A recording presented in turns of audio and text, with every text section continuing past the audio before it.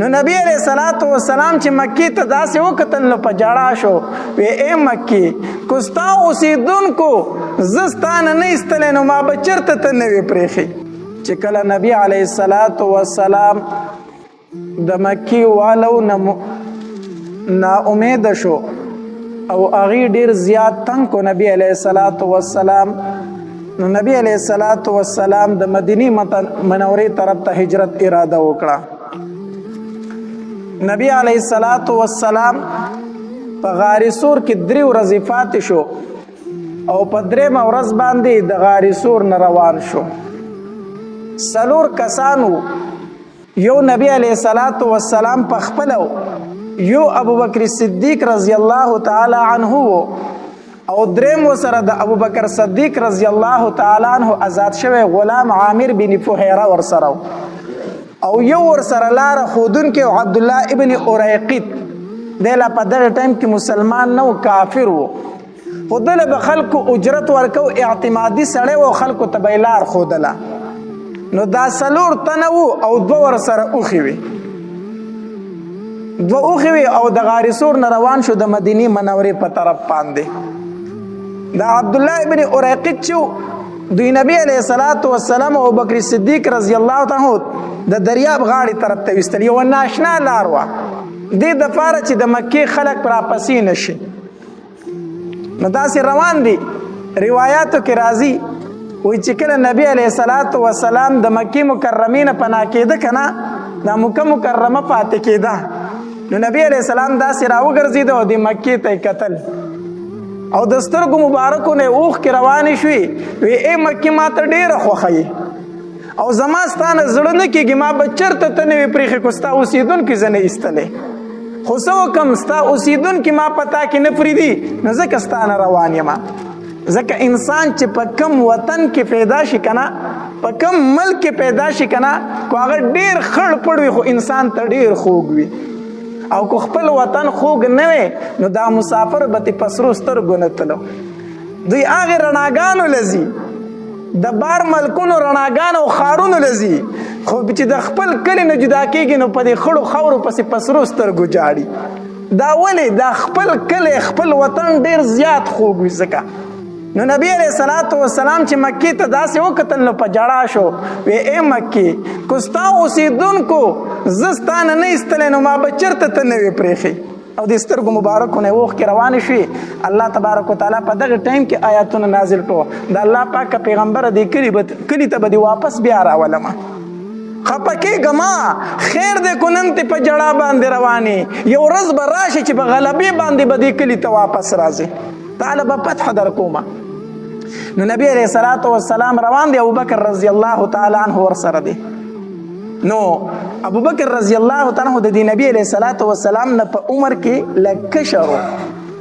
په عمر کې ته کشر خو د بدن نه بداسې ښکارېده چې د نبی علیہ السلام نه مشر دی داسې به ښکارېده نو چا چې به تپوس وکړو د ابوبکر رضی الله تعالی عنہ وی دا ملګری در سره څوک دی امرګری در سره څوک دی نو ابوبکر رضی الله تعالی ته وفرمایل وی دا هغه انسان دی چې ما ته لاره ښایي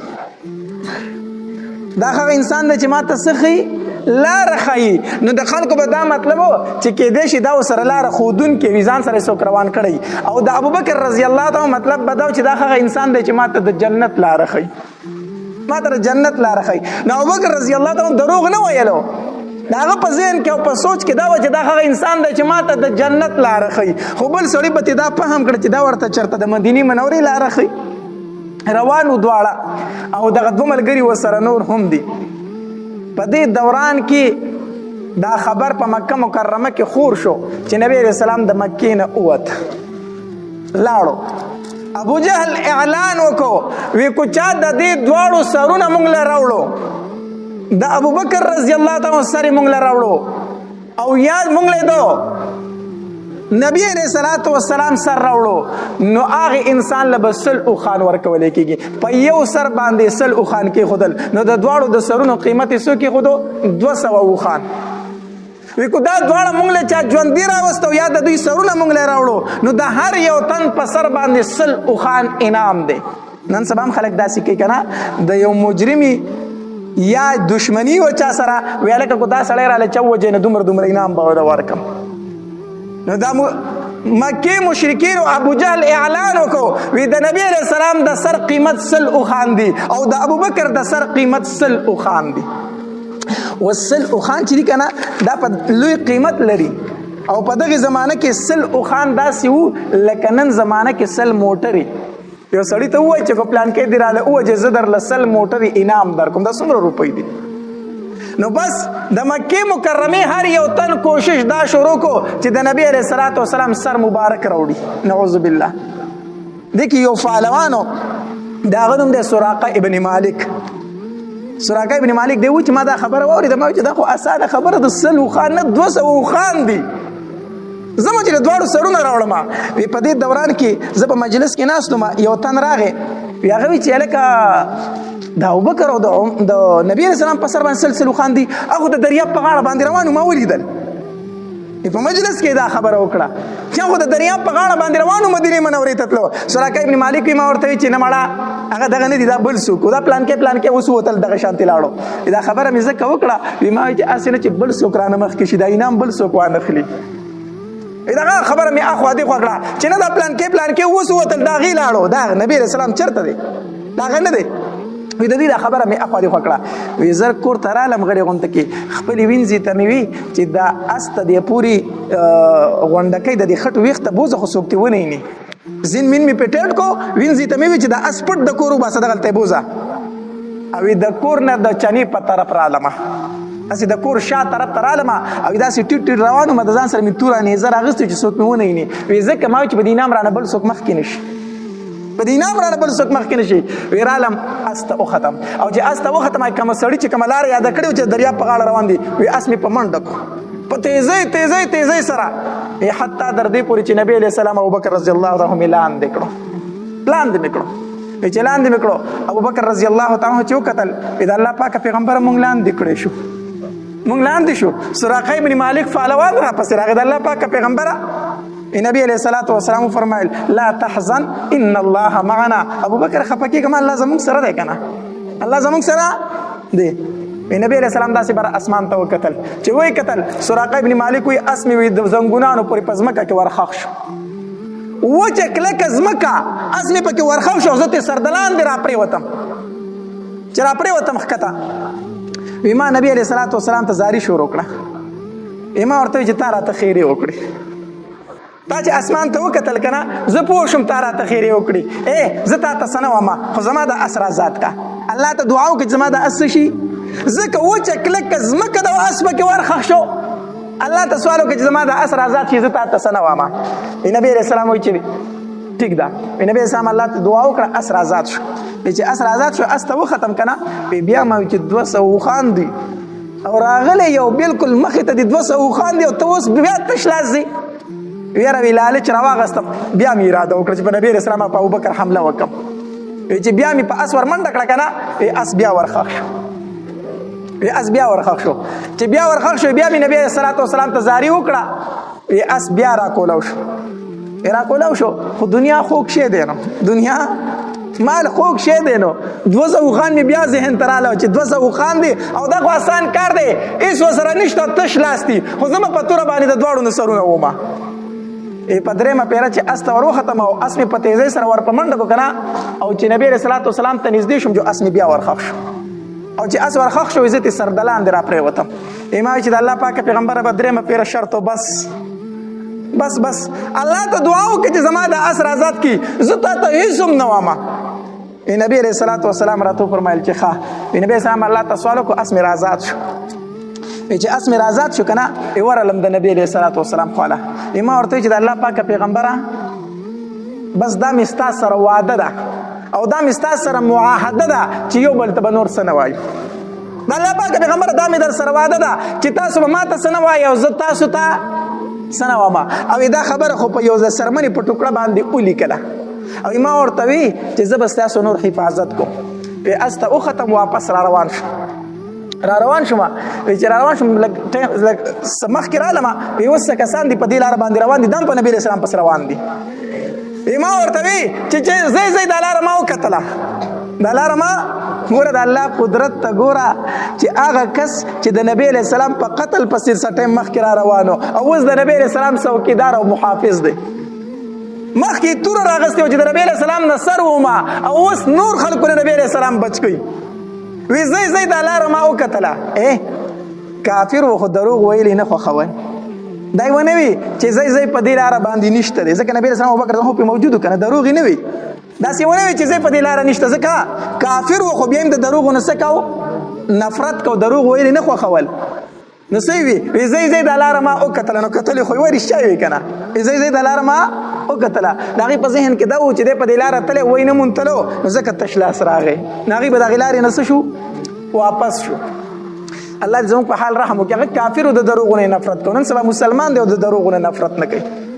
بس په هره دویمه دریمه خبره کې د دروغ وي نو ده به خلک د دغې لارې نه واپس کوي زه به دې لاره رالم دا ما وکتله ځئ دغه سراقه ابن مالک چې د نبی علیه السلام د خوا نه را رخصتېده که نه نو نبی علیه الصلاة والسلام ورته یوه خبره وکړه وی ای سراقه دی لا په دغه ټایم کې مسلمان ګورې نه دی ښه وی ای سراقه زه ستا په سر باندې د کسرا د سر تاج او د لاسو بنګړي وینم دی چې په لاره باندې راته داسې په خنده خندلې پیسا چې به غټې غټې دعوې کوي په کلي کې د ځای نشته خلکو د کلي نه ویستې په کلي کې د ځای نشته او دعوې دومره غټې غټه کوي چې زه ستا په لاسو باندې بنګړي د بادشاهي نم او په سر د هغه تاج نم د دې خبرې ما له خندا راوسته به هر حال بیا د عمر رضی الله تعالی عنه په زمانه کې دا فارس فتح شو دا ایران او دا علاقې فتح شوي چې کله فتح شوي دا سراقه ابن مالک په دغه ټایم کې ایمان راوړی او دی هم په دغه جنګ کې و نو عمر رضی الله تعالی د مدینې منورې نه د دغه جنګ چې کوم صفه سالار او جرنیل هغه ته یې خط ولیکو خط یې ورته ولیکو وی د بادشاه چې کوم د سر تاج دی او د لاس بنګړي دي دا ما ته راولېږه او سراقه ابن مالک ورسره هم راولېږه هغه جرنیل سراقه ابن مالک له هغه سامان ورکړو ته مدینې منورې ته لاړ چې امیر المؤمنین غوښتی یې هغه بللی یې نو دله ځان سره سامان راوړو چې مدینې منورې ته راغی نو عمر رضی الله تعالی سامان کولاو کو نو چې کولاو یې کو پای کې د لاس بنګړي د بادشاه نو د بادشاه د لاس بنګړي پکې نو عمر رضی الله تعالی دوباره خط ولیکو هغه جرنیل ته وی د بادشاه د لاس بنګړي دی پکې څه کړو بادشاه ته چې هغه پیغام ورسېدو سامان یې ولټو یقینا بنګړي هلته پاتې شو نو هغه واپس هغه کس له ورکړو دا امیر المؤمنین له ورسوه نو چې کله د بادشاه هغه تاج او بنګړي راله کړه عمر رضی الله تعالی یو لوی جلسه مقرر کړه مسجد نبوي کې لوی جلسه مقرر کړه ډېره غټه جلسه او خلک یې راوغوښتو او د بادشاه د لاس هغه بنګړي او تاج یې راوغوښتو چې راوغوښته که نه نو سراقه ابن مالک یې راوغوښته وی ای سراقه ابن مالکه زه نن د خپل محبوب ارمان پوره کومه زه نن د خپل محبوب ارمان پوره کومه وی تا ته یې څه ویلي ووایه سراقه ابن مالک وی ما ته نبی علیه الصلاة والسلام وفرمایل چې زه ستا په سر باندې د بادشاه تاج او په لاسو دې د هغه بنګړي وینم زه ستا په سر باندې د بادشاه تاج او په لاسو کې د هغه بنګړي وینم عمر رضی الله تعالی عنہ فرمایل وی تا په هغې ټایم کې څه وي ما له په هغې ټایم کې خندا راله چې په کلي کې د اوسېدو ځای نشته خلکو د کلي نه ویستې او دعوې دومره غټې غټې کوي عمر رضی الله تعالی عنہ د بادشاه هغه تاج راواغستو او د سراقه ابن مالک په سر باندې کېښود او بیا یې فرمایل وی اگر چې د سرو بنګړي نارینه له په لاسول حرام دي جایز نه دي خو زه نن د خپل جانان ارمان پوره کومه وی واله سراقه ابن مالک دا بنګړي په لاس کې خیر دی بیا به یې وباسي سراقه ابن مالک هغه بنګړي راواغستل او په لاس یې کړو چې په سر د بادشاه تاج کېښودو او په لاس یې بنګړي کړلو عمر رضی الله تعالی فرمایل ما د خپل محبوب ارمان پوره کوم بیا عمر رضی الله نبی علیہ الصلوۃ والسلام د ابوبکر رضی الله تعالی عنہ سره مخکې روان دی دغلته کې د مکې مکرمې او د مدینې منورې په دې لاره کې یوه زنانه پاتې کېده هغې ته به ام معبد وي دا یو ډېره سخي زنانه وه مشره زنانه وه په دې لاره به چې څومره مسافر تله که نه د ام معبد به د هغې میلمستیا کوله د دې په کور کې به یې دمه کوله او دې به یې میلمستیا کوله دا ډېره سخي زنانه وه نو نبی علیہ الصلوۃ والسلام ابوبکر رضی الله تعالی د ام معبد کور ته ورلو او دی بوډۍ ته وی موري مسافر یو زمنګ میلمستیا وکا موږ د خوراک سکاک څه شی راکه وږي یو مسافر یو ام معبد دی بوډۍ ښځې ورته وي یاره زما کره خو نن د خوراک اړو څه شی نشته دی چې زه تاسو له درکمه نن خو ما کره کور څه شی نشته چې زه تاسو له درکمه نبی علیه الصلاة والسلام ورته وفرمایل وی مورې کو پی هغه راکه به وسکو هغې ورته وي وی هلکه نوجوانه پی راکه هم نن نشته بیزې تلي سارا ته نو چې نبی علیه السلام داسې وکتل که نه نو یوه ټپه بیزه وه داسې په ګوټ کې ولاړه وه ناجوړه وه نبی علیه الصلاة والسلام ورته وفرمیل وی مورې دې بیزې نه راله پی واخله که نه هغې ورته وي بچیا دا خو ناجوړه ده ټپه د کمزورې ده ځکه خو د بیزو نه پاتې شي د هغې سره تلی نه شي او بل وچه هم د پی پکې نشته د سلنګه خو نه ده نو ناجوړ هم ده وچ هم ده په دې کې پی د کم طرفه دي نو نبی علیه الصلاة والسلام ورته وفرمیل وی مورې ما ته اجازه شته چې زه دې پی واخلم نو ام معبد دا په خندا شوله هغې دا وګڼله چې دا هسې نانجانه دي پوهېږي نه دا پوهېږي نه نانجانه دي چېرته هغه په خندا شوله وی زما مور او پلار دې په تا باندې قربان شي ورشه کو اخیستی شي ترې واخله ترې هغه خندا شوه که ته ترې اخیستی شي نو واخله ترې دا خو ناجوړه ده وچه ده نبی علیه الصلاة والسلام داسې یو لوښی راواغستو او هغه لوښي نه به وایي 8 تنه مړېدل 8 تنو چې به ترې پی وسکل نه 8 تنه به ترې ماړه شو نبی علیه السلام هغې لوښي ته لاس کو او دغې بیزې په دې غولان ځای داسې لاس وال شروع کړو نو کوم شي ته چې د نبی علیه السلام مبارک لاس ورسي نو په دې غولان چې نبی علیه السلام لاس والی شروع کړه که نه غولان د پی ډکه شوه او بیزه ناجوړه وه شخون وهلې هم شروع کړه دا څاروی چې ناجوړې دی شخون نه کوي که نه ناجوړه وه نو هغې زر زر شخون شروع کړه غولان د پی ډکه کړه نبی علیه السلام په خپلو مبارکو لاس شروع شو بیزه لوشلې شروع کړو لوښی یې ترې ډک کړو ام معبد ته وي ته ترې پی وسکه هغې لوښی په سر راوړه او مړه شوه ترې ابوبکر رضی الله تعالی ته ته هم وسکه هغه ته هم مړ شو 2 ملګري ورسره نور هغه ته هم ماړه شو او په آخر کې نبی علیه السلام چې لوښی په سر راوړه په خپله ترې مړ شو دا خو 4-5 تنه وو که نه په لوښي کې پی سور راتلو د 8 تنو ام معبد له نور پی ورکړو وی مورې دا کېده او دا سنبال که دا به دې په کار راشي دا به دې په کار راشي اوس ام معبد نبی علیه السلام ته سوال مینت وکړو تاسو مونږ کره پاتې شه زمونږ کره نن شپه وکړئ هغې خو ولیده که دا خو عجیبه نوجوان دی پاتې شه دلته شپه وکړئ نبی علیه الصلاة والسلام ورته وفرمیلې مورې مونږ ته لار پرته ده مونږ به ځو مونږ ته ډېر مزل پروت دی نبی علیه السلام ابوبکر رضی الله تعالی د دې نه روان شو اوس ماښام شو نو ابو معبد د دې ام معبد چې کوم خاون و هغه ماښام ته بیزې راوشړلې چې ګډې بیزې راوشړلې ګورې اوس لوښی د پی ډک پروت دی ای ام معبدو دا پی د کوم طرف دا درله چا راوړي دي دغه دا مطلب چې د مسافرو سره به په لاره تلو پی به جو دلته دې سره ایښي وي دا پی کوم ځای وو نو هغې ورته وي دا خو ستا دې ناجوړې بیزې کړي دي دا خو دې کړي دي وي دا ته څه وایي اوس چې بیزې ته وکتل بیزه ناجوړه نه ده بیزه روغه رمټه ولاړه ده او غولان چې د پی ډکه ده بیا نو هغې ورته وي ام معبد دا راته ووایي چې کړي دي څه دي بیزه هم جوړه شوې ده غولان زم د پی ډکه ده لوښي هم د پی ډک پراته دي دا څه قصه ده ام معبد ورته وي یو نوجوان هلکو دلته میلمستیا له رالو زمونږ کور کې هېڅ شی نه او هغه د بیزې په غولان چې څنګه لاس ووخو بیزه هم جوړه شوه او دغه یې پی دی غولان چې بیا هم د پی ډکه ده خاون یې ورته وي د دغې هلک به راته لږ صفت بیان نه کړي څه خلیه یې راته بیان کړه د شکل و صورت نه څنګه جوړو دا څنګه هلکو ام معبد ورته د نبی علیه السلام حلیه ذکر کړه چې داسې داسې هلک دی او داسې شکل و صورت دی ابو معبد پوه شو وی کو الله مې نه خطا کوي که نه دا هغه د مکې د قریشي خاندان هغه هلک دی هغه د پیغمبرۍ دعوه چې کړې ده ظالمې تا ایساره ونه ستا نه لاړو تا ایساره ونه ما ورته ډېر وي خو هغوی ما ته وي چې مونږ ته لاره پرته ده مونږ ځو وي دا هم هغه سړی دی چې کوم د مکې نه راوتی دا هم هغه هلک دی چې کوم د مکې نه راوتی دی او قسم په الله زه به پې ایمان راوړم ام معبد هم مسلمانه شوله او خاون هم څه شو مسلمان شو دواړو ایمان راوړو اسما رضی الله تعالی فرمایي زه به په کور کې ناسته او ما به جړلو جړل مې به چې نبی علیه السلام به مدینې ته روغ تلی که روغ ته نه تلی او زما بابا به ورسره روغ تلی او که نه به تلی ځکه چې د کوره وتې دي او دشمنان ورپسې دي او موږ ته هېڅ خبر رانغی چې زما بابا او نبی علیه السلام په کومه مخه لاړو په کور کې به ناسته وم جړل مې به خفه به وم په دې دوران کې په مکه مکرمه کې یو اواز وشو اواز کېږي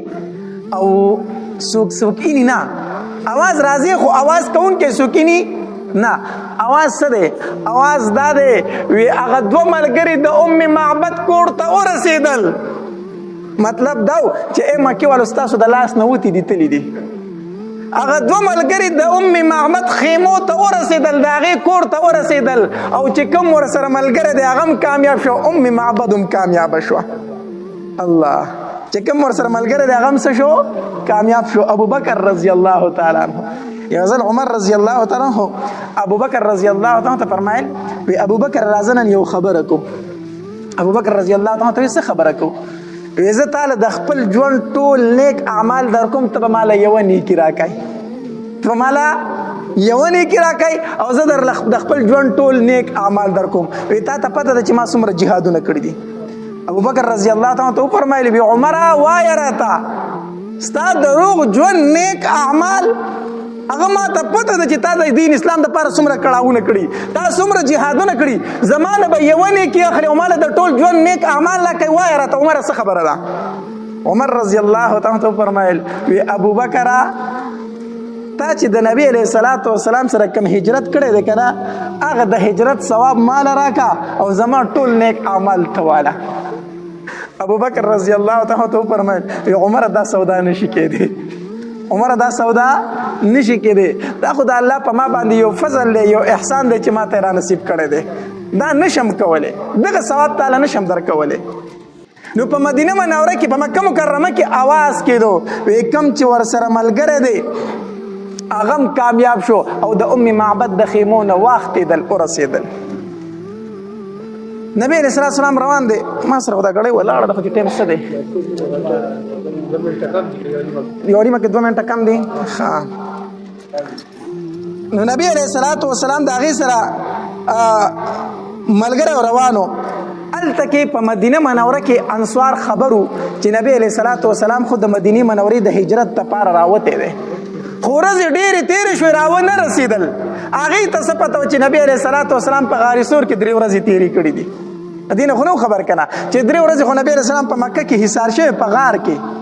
نو د مدینې خلک به سحر راوتل دا قبا مسجد چې کوم ځای دی دغې ځای ته به راوتل د قبا دې ځای ته او ناس به د نبي علیه السلام په انتظار کې خو چې کله نور به تود شو ګرم شو که نه نو ناامیده به واپس بیا لاړه مدینې منورې ته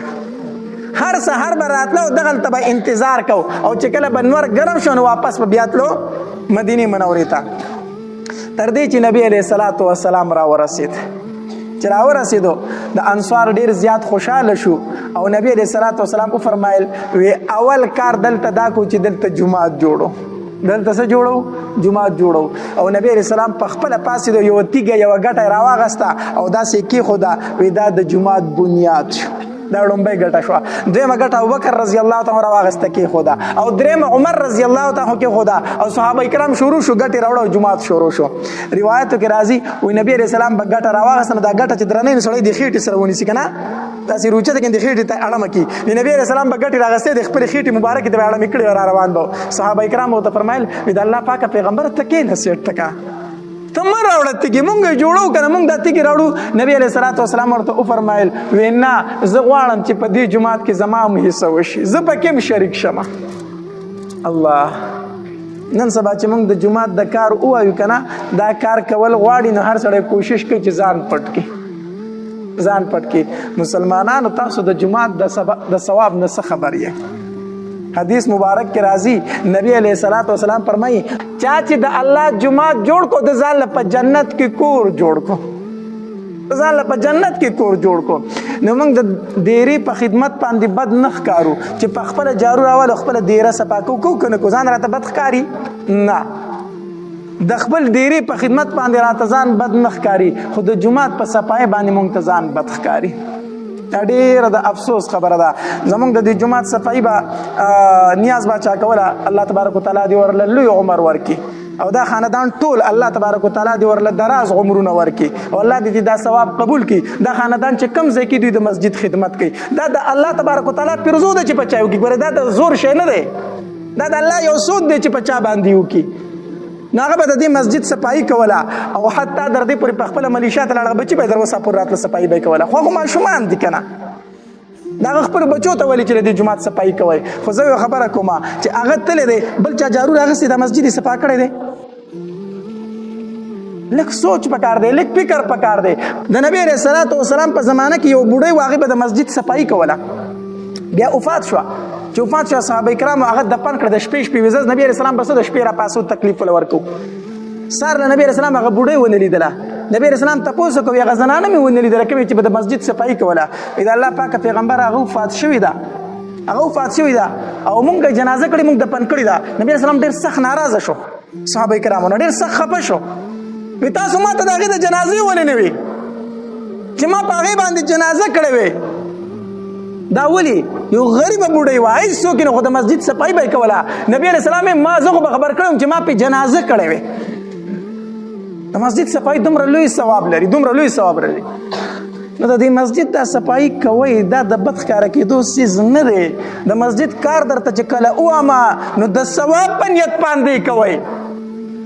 وای دا د الله کور دی ځکه پکې خدمت کومه نو د جماعت کار په دې باندې د یو بل نه مخکې کېږئ الله به په ډېر لوی اجر درکړي الله دې موږ ټولو ته توفیق راکړي د جماعتونو د خدمتو